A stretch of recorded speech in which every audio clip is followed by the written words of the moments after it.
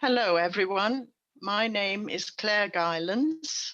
I have been blind since birth, so all my school and university music studies were undertaken using Braille music. I've worked in Braille music production since 1980, and for the second half of this period, I have been increasingly involved in the teaching of the Braille music code and also collaborating with musical colleagues on UKAAF on setting standards for accessible music formats. What is accessible music? There have been forms of music for as long as there have been people on the earth. For many centuries, the system for notating Western music has been truly international, with no boundaries of language, such as we find in other forms of written literature. Accessible music has a corresponding international reach, which means that there is a worldwide incentive to get it right. Accessible music needs to reach people with many disparate challenges. Musicians with little or no sight who have learned Braille need music in Braille. Those with useful partial sight or whose sight is deteriorating will need modified stave notation. Those who have not learned Braille through lack of exposure to it or through physical difficulties, or those who have challenges of neurodiversity, may choose to work with talking scores. And all of these groups and others may need the increasing range of software solutions to producing music. Many people will also use a combination of several or even all of these methods of gaining access to the music they need. Braille music has come down to us from the inventor of Braille, Louis Braille. There are many Braille codes, and all are derived from cells comprising combinations of 6 dots. Braille is read with the fingers, so there is no reliable way of sweeping the page or electronic display, as is possible with the eyes, for the next piece of relevant information. Instead, all information must be read sequentially. You will understand from this that Braille music cannot be read in the two-dimensional system of lines and spaces that comprises the printed stave, but must be shown in a system which can be read from left to right, as words are read. This presented Louis Braille with enormous challenges, as he had to convey not only the pitch, but also the duration of notes, and the huge variety of other information necessary to convey all the information required to learn, perform, or study a music score. The Braille music code has been very little altered in the almost 200 years since Louis Braille devised it, and a great deal of music has been and continues to be produced using it. There have been many international conferences which have settled the finer points of interpreting printed symbols for transcription into Braille. So musicians can use scores from many countries with ease. As printed music has evolved, resulting from new techniques and visual aspects such as use of color, transcribers have had to find ways to express or describe these new ways of notating music. Modified stave notation is a form of enlarged print music, but because of the wide variation in the size of printed symbols, it is rarely as straightforward as enlarging the size of the print overall.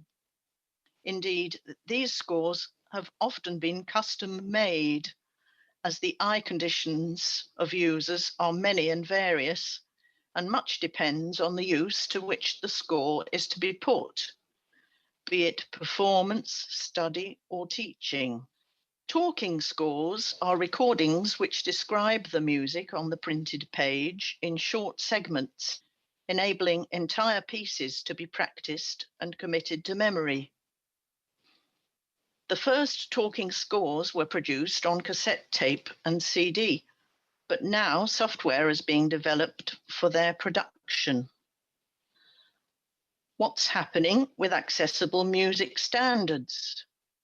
We are constantly working to achieve the highest possible standards for Braille, modified stave notation, and talking scores, but we realize that the software world has a more specific application for the term standards.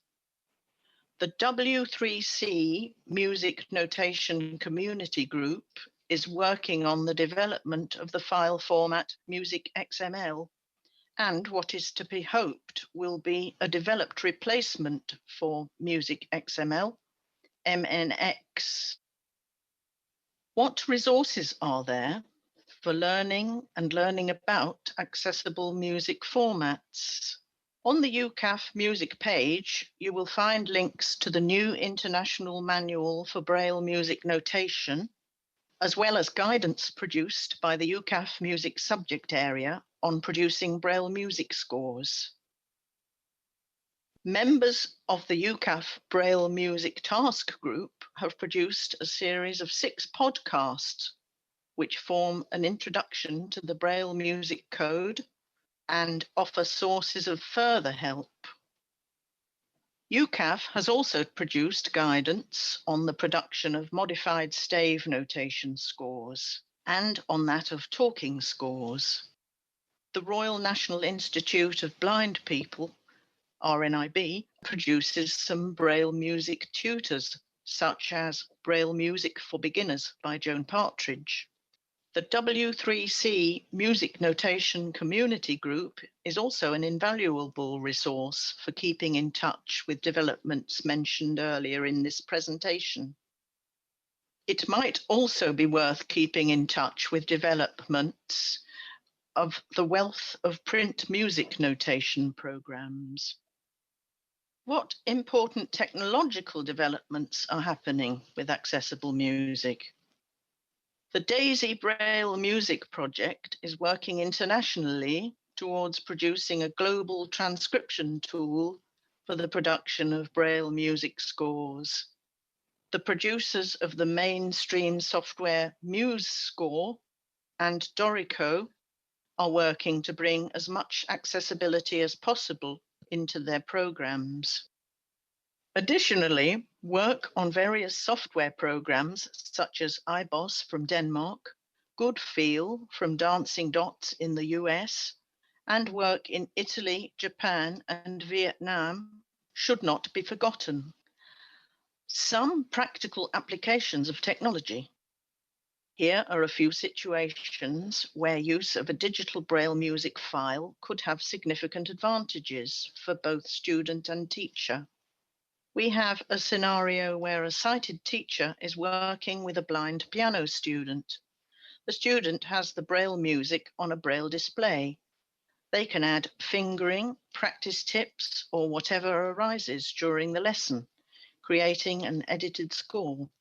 A second scenario could be where a blind singer in a choir could write in cues, rehearsal markings, if different from the Braille score, bar numbers, if that would be helpful, and other practice notes from the conductor during the rehearsal.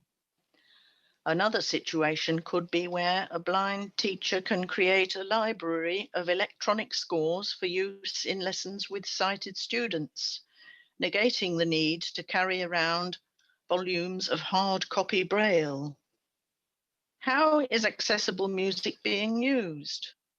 Many people in the UK and worldwide are using the accessible formats described earlier in a great many ways. These range from instrumentalists playing in orchestras and church music directors to members of choirs made up of amateurs. They also include teachers and students from beginners through school public examinations to university students.